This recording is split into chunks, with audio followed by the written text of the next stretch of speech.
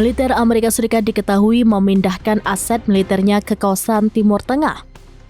Pemindahan besar-besaran itu menjadi tanda perang besar akan terjadi.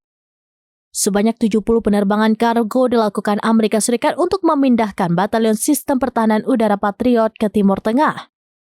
Seorang komandan tinggi Amerika Serikat yang tidak disebutkan namanya mengkonfirmasi pada Kamis 10 April 2025. Pemindahan sistem pertahanan udara canggih besar-besaran itu dilakukan Amerika Serikat untuk membantu Israel melawan Iran dan sekutunya. Adapun militer Amerika Serikat memiliki 15 batalion yang telah dikerahkan ke Timur Tengah. Satu batalion berisi sejumlah peralatan perang seperti rudal dan baterai sistem peluncur. Belum diketahui secara rinci terkait waktu pemindahan batalion rudal Patriot itu. Selain itu, belum juga diketahui di mana batalion Patriot itu akan dikerahkan.